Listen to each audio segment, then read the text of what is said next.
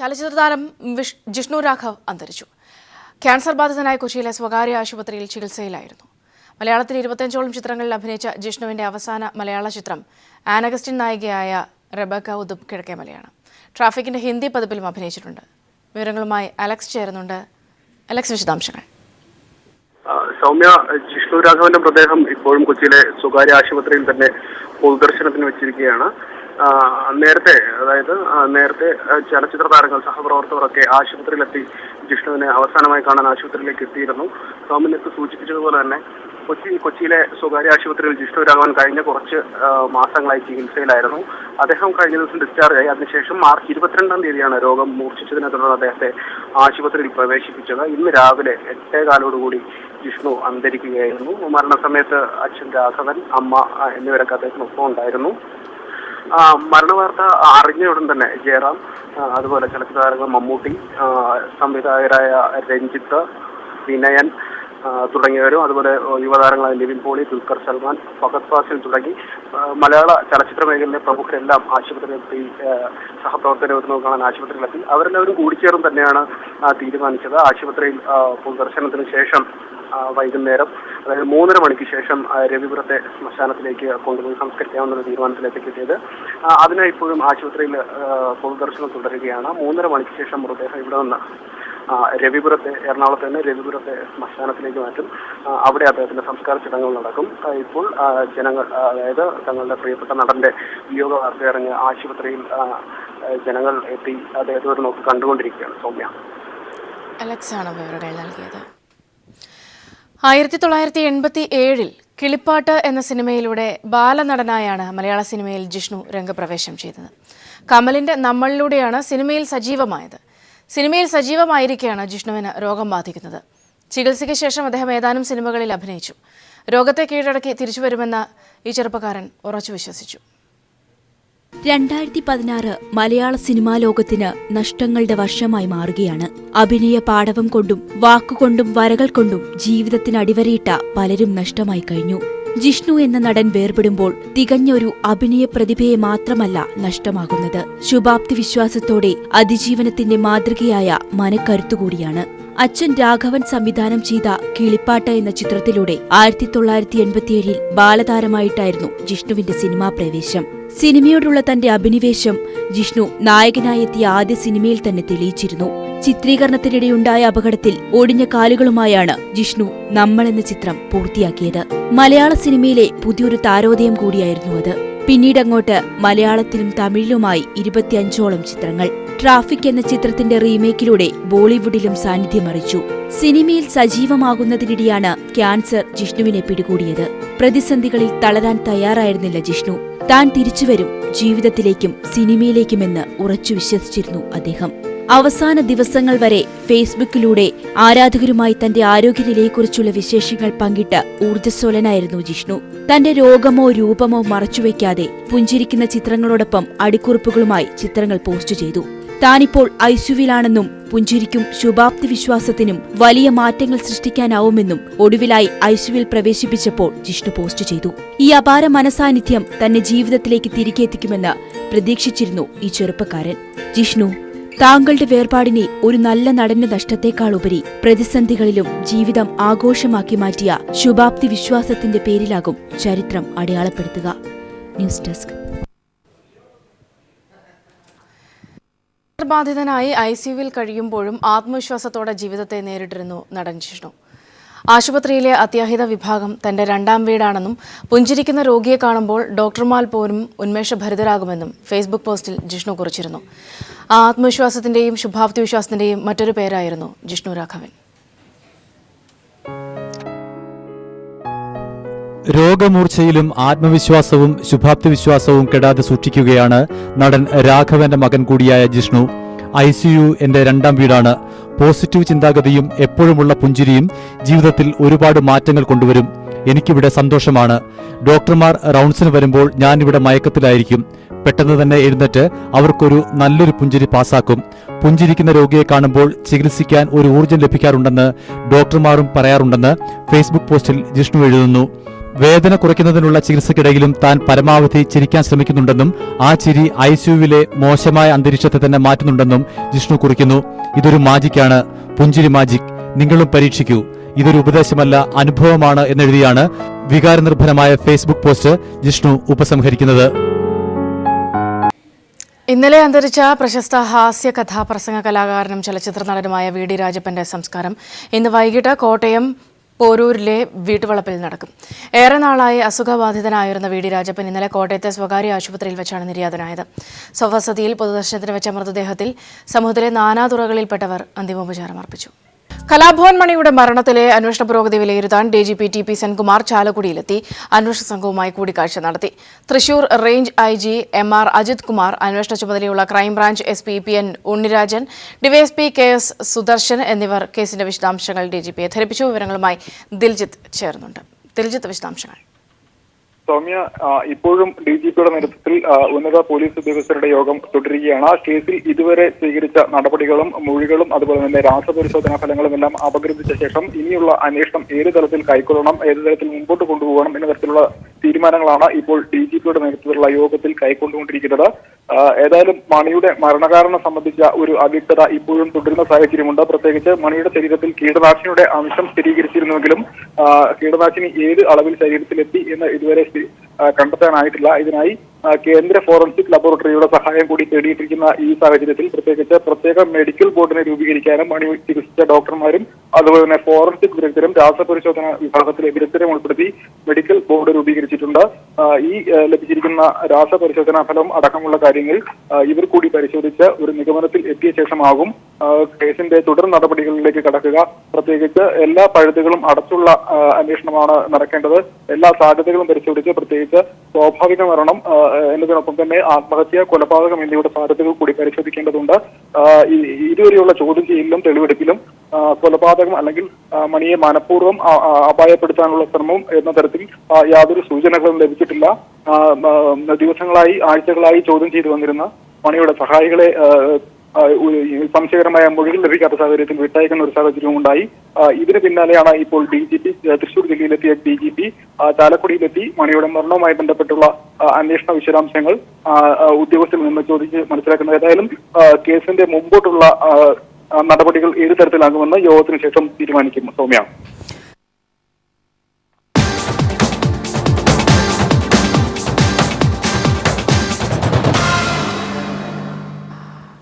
UDFിന് seat വിഭജനം കീറാമുട്ടിയാകുന്നു. കോൺഗ്രസിലെ ആഭ്യന്തര കലഹം മൂർച്ഛിച്ചതാണ് പ്രധാന കാരണം.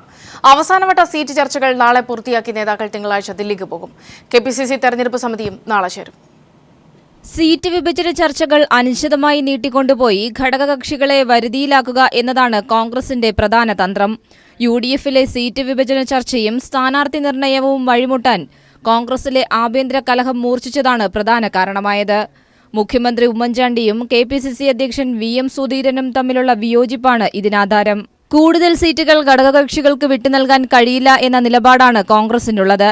എന്നാൽ അധിക സീറ്റുകൾക്കായുള്ള സമ്മർദ്ദത്തിൽ നിന്ന് ഘടകകക്ഷികളും മാറിയിട്ടില്ല. ഈ സാഹചര്യത്തിൽ ചില സീറ്റുകൾ വെച്ചുമാറി ധാരണയുണ്ടാക്കാമെന്നുള്ളതാണ് നിലവിൽ കോൺഗ്രസിന്റെ പ്രതീക്ഷ. ഏതായാലും അവസാനവട്ട സീറ്റ് വിഭജന ചർച്ചകൾ നാളെ നടക്കും. ഘടകകക്ഷികളുമായുള്ള ചർച്ചയ്ക്ക് പുറമെ കോൺഗ്രസ് തെരഞ്ഞെടുപ്പ് സമിതി യോഗവും നാളെ ചേരും.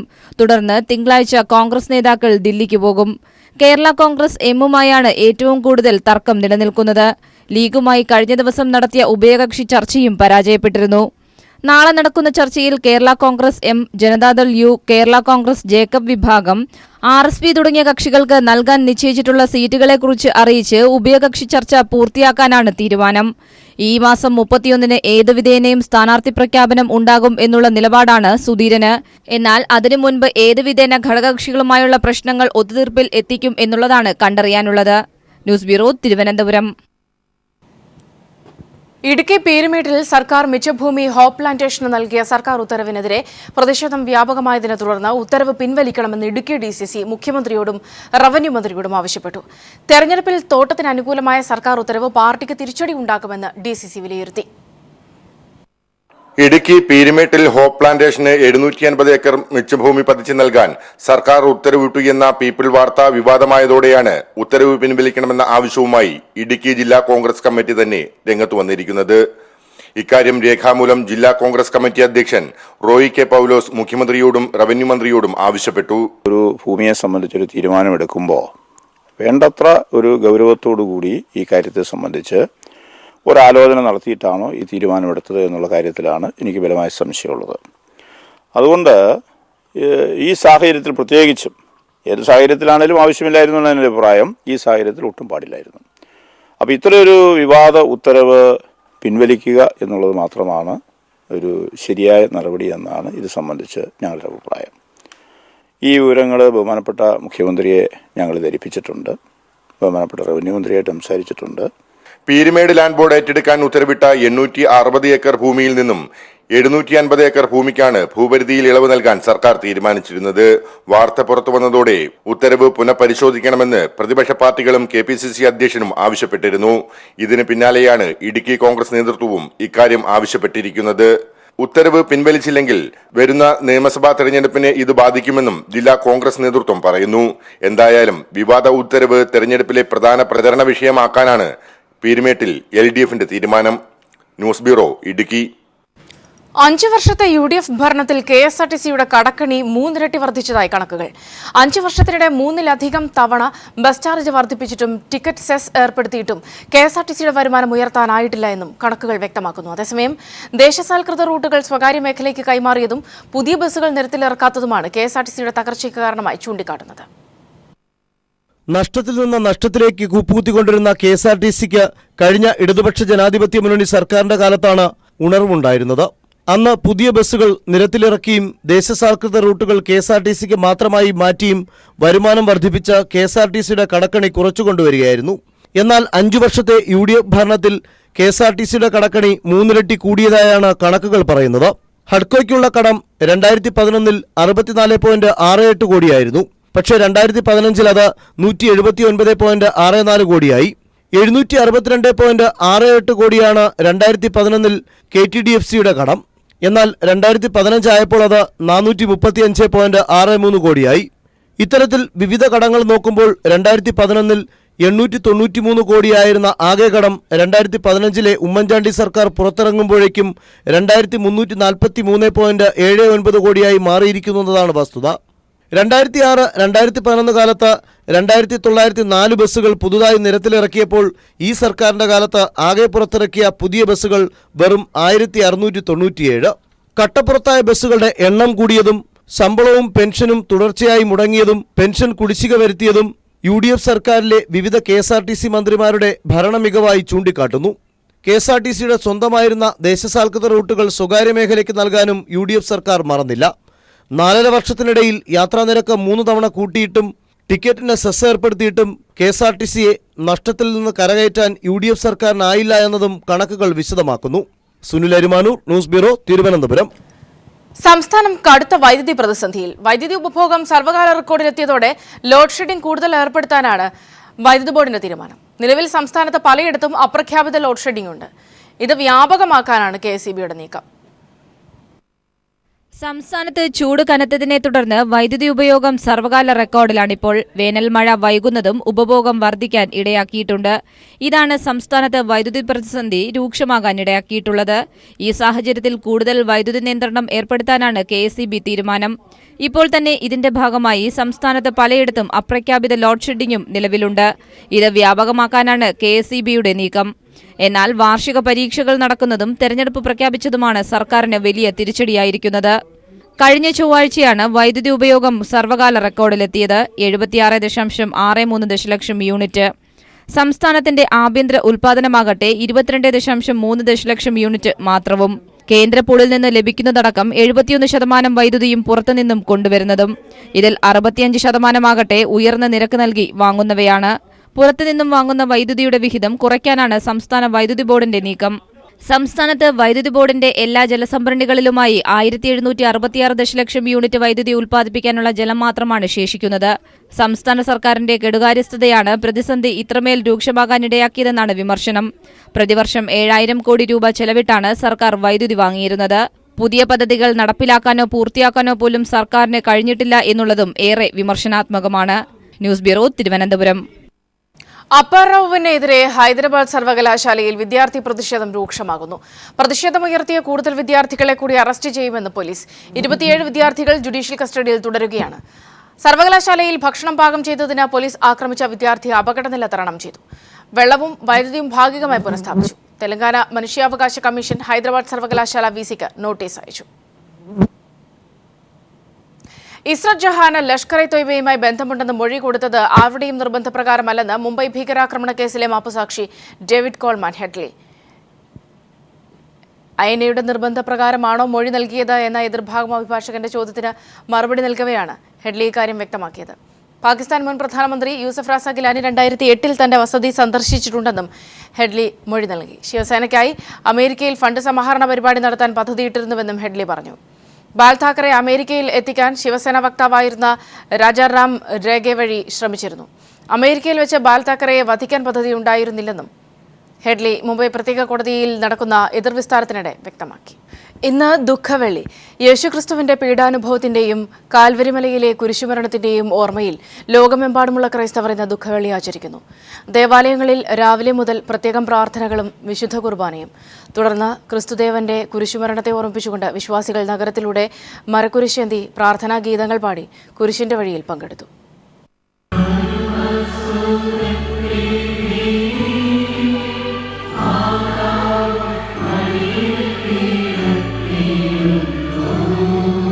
സീറോ മലങ്കര, സീറോ മലബാർ ലത്തീൻ സഭകളുടെ സംയുക്ത ആഭിമുഖ്യത്തിലായിരുന്നു വിശ്വാസികൾ ദുഃഖവെള്ളി ആചരിച്ചത്. രാവിലെ 7 മണിക്ക് പാളയം സെന്റ് ജോസഫ് കത്തീഡ്രൽ അങ്കണത്തിൽ ആരംഭിച്ച ചടങ്ങിൽ മലങ്കര കത്തോലിക്ക സഭാ തലവൻ കർദിനാൾ മാർ ബെസോലിയോസ് ക്ലിമീസ് കാതോലിക്ക ബാവ പ്രാരംഭ സന്ദേശം നൽകി. തുടർന്ന് വിവിധ ഇടവകകളിലെ ശുഭ്രവസ്ത്രധാരികളായ വിശ്വാസികൾ പങ്കെടുത്ത കുരിശിന്റെ വഴി ആരംഭിച്ചു. ക്രിസ്തു വഹിച്ച മരക്കുരിശ് സൂചിപ്പിച്ച് വൈദികർ കുരിശുമായി നീങ്ങി. തൊട്ടുപിന്നാലെ അൽത്താര ബാലന്മാരും കൊബ്ര സഭാ അംഗങ്ങളും സന്യാസിനി സമൂഹവും നീങ്ങി. ക്രിസ്തുവിന്റെ ഗോകുൽത്താ മലയിലേക്കുള്ള കുരിശിന്റെ വഴി അനുസ്മരിപ്പിച്ചുകൊണ്ട് 15 സ്ഥലങ്ങളിൽ പ്രത്യേക പ്രാർത്ഥനയുണ്ടായിരുന്നു. ലത്തീൻ archbishop doctor M Soosapakiam സമാപന സന്ദേശം നൽകി. ജനപ്രതിനിധികൾ കാണിക്കുന്ന പേക്കൂത്ത് കാണുമ്പോൾ ആശങ്ക തോന്നുന്നതായി അദ്ദേഹം പറഞ്ഞു. ഇന്ന് ജനപ്രതിനിധികൾ എന്ന് പറയുന്ന പലരും കാണിക്കുന്ന പേക്കൂത്തുകളും അടവ് നയങ്ങളും അത്യാഗ്രഹവുമൊക്കെ കാണുമ്പോൾ ലജ്ജയും ഭാവിയെക്കുറിച്ച് ഭയാശങ്കകളുമാണ് മനസ്സിൽ വന്ന് നിറയുന്നത്. നിക്ഷിപ്ത താല്പര്യങ്ങൾ അടിമകളായവരെ തിരസ്കരിച്ച് മൂല്യബോധത്തോടെ നമ്മെ സ്വാതന്ത്ര്യത്തിലേക്ക് നയിക്കുന്ന ജനപ്രതിനിധികളെ തിരഞ്ഞെടുക്കുവാനായിട്ട് നമുക്ക് കഴിയണം. ചങ്ങനാശ്ശേരി അതിരൂപത വികാരി ജനറൽ ഡോക്ടർ മാണി പുതിയിടം ചടങ്ങിൽ സംസാരിച്ചു. ക്രിസ്തുദേവന്റെ കുരിശുമരണത്തിന്റെയും പീഡാനുഭവങ്ങളുടെയും സ്മരണകൾ വിശ്വാസി സമൂഹം പ്രാർത്ഥനകളോടെയാണ് ആചരിച്ചത്. News bureau, Thiruvananthapuram. കണികണ്ട സന്തോഷത്തിൽ വിഷുവിന് മുന്നേ കർഷകർ. ആലപ്പുഴ കഞ്ഞിക്കുഴിയിൽ വിഷുവിപണി ലക്ഷ്യമിട്ട് നടത്തിയ കൃഷി വൻ വിജയത്തിലേക്ക്. വിഷുവിന് 3 ആഴ്ച മുൻപേ പച്ചക്കറികൾ വിളവെടുത്തു തുടങ്ങി. വർഷങ്ങളോളം തരിശായി കിടന്നിരുന്ന കഞ്ഞിക്കുഴിയിലെ ഇലഞ്ഞിയിൽ പാടശേഖരം. ഇവിടെ 30 ഏക്കർ പാടത്ത് കൃഷി ചെയ്യാനുള്ള കർഷകരുടെ തീരുമാനത്തിന് സഹായവുമായി ചേർത്തല തെക്ക് സർവീസ് സഹകരണ ബാങ്ക് എത്തി. ഇതോടെയാണ് തരിശായി കിടന്ന പാടം കൃഷിക്കായി ഒരുങ്ങിയത്. പാവൽ, പടവലം, വെണ്ടയ്ക്ക, ചീര, പീച്ചിൽ, വെള്ളരി, മത്തൻ തുടങ്ങി തണ്ണിമത്തൻ വരെ പാടത്ത് നട്ടു. പൂർണ്ണമായും ജൈവവളം ഉപയോഗിച്ചായിരുന്നു കൃഷിരീതി. കർഷകരുടെ പ്രയത്നത്തിൽ 100 മേനി വിളവാണ് ലഭിച്ചത്. മണ്ണിനെ സ്നേഹിച്ചാൽ മണ്ണ് ചതിക്കില്ല എന്ന പഴമൊഴിയാണ് ഇവിടെ യാഥാർത്ഥ്യമായത്. തോമസ് ഐസക് MLA നേതൃത്വത്തിൽ ഉത്സവാന്തരീക്ഷത്തിലായിരുന്നു വിളവെടുപ്പ്. ഇലഞ്ഞിയിൽ പാടത്തേതുപോലെ 100 കണക്കിന് ഏക്കർ പാടത്ത് വിഷുവിപണി ലക്ഷ്യമാക്കി കർഷകർ കൃഷി നടത്തിയിട്ടുണ്ട്. തരിശായി കിടന്ന സ്ഥലത്ത് കൃഷി ഇറക്കാന്ന് പറയുന്നത് ചെറിയ നേട്ടമല്ല. ഇത് വലിയ അടുത്ത വർഷം കൂടുതൽ പ്രദേശത്തേക്ക് ഇവിടെ തരിശായി കിടക്കുന്ന മുഴുവൻ പാടങ്ങളിലും കൃഷി ചെയ്യാനായിട്ടുള്ള പ്രചോദനമാവും. അതിന് നമ്മുടെ സഹകരണ ബാങ്കുകൾ നിർണായകമായിട്ടൊരു പങ്ക് വഹിക്കാൻ. എല്ലായിടത്തും മികച്ച വിളവാണ് ലഭിച്ചത്. പച്ചക്കറികൾ വിറ്റഴിക്കാൻ വരും ദിവസങ്ങളിൽ ദേശീയപാതയ്ക്ക് ഇരുവശവും 20ഓളം പച്ചക്കറി വിൽപ്പന കേന്ദ്രങ്ങൾ സ്ഥാപിക്കാനാണ് കർഷകരുടെ തീരുമാനം. News bureau, Alappuzha.